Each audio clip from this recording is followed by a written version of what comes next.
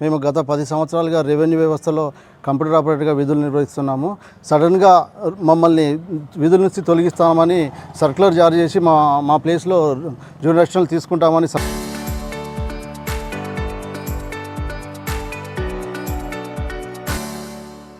Circular ఇవ్వడం జరిగింది. ఇంత సడన్గా మా ఫ్యామిలీస్ రోడ్డున పడ్డాయి. గవర్నమెంట్ కనీసం మాకు ఏదో ఒకటి చూపెట్టి మమ్మల్ని ఆదుకోవాల్సిందా వేడుకుంటున్నాము. గత 15 నెలల నుంచి మా జీతాలు పెండింగ్ ఉన్నాయి. దయచేసి మేము వేడుకునేది ఏంటంటే జీతాలను వెంటనే విడిపించి మమ్మల్ని కొనసాగించాలి.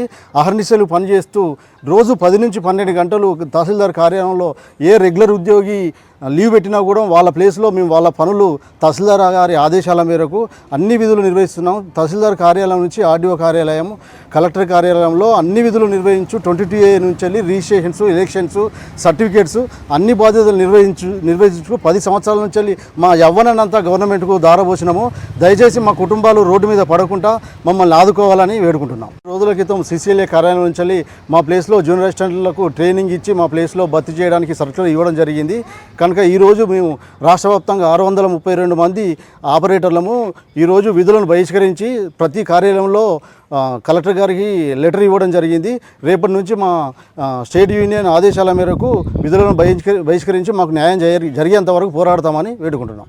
గత 10 సంవత్సరాలుగా మేము రెవెన్యూ డిపార్ట్మెంట్లో భూభారతి FTSలుగా ఉద్యోగాలు నిర్వర్తిస్తున్నాము. సడన్గా మమ్మల్ని విధుల నుంచి తొలగిస్తారని చెప్పి సర్క్యులర్ జారీ అయినది. కావున 10 సంవత్సరాల నుంచి చేస్తున్నాము కాబట్టి మమ్మల్ని తీసేయకుండా ఇదే రెవెన్యూ డిపార్ట్మెంట్లో భూభారతి FTSలుగానే కొనసాగించాలని చెప్పి మేము ఈరోజు కలెక్టరేట్లో కలెక్టర్ సార్ గారికి వినతి పత్రము ఇవ్వడం జరిగింది. అలాగే మాకు గత 15 నెలల నుంచి కూడా జీతాలు అనేటివి రాలేదు. ఆ 15 నెలల శాలరీస్ని కూడా వెంటనే విడుదల చేయాలని చెప్పి కోరుకుంటున్నాము. అలాగే మాకు ఉద్యోగ భద్రత కల్పిస్తూ మమ్మల్ని రెవెన్యూ డిపార్ట్మెంట్లోనే భూభారతి FTSలుగా కొనసాగించాలని చెప్పి మేము కోరుకుంటున్నాము.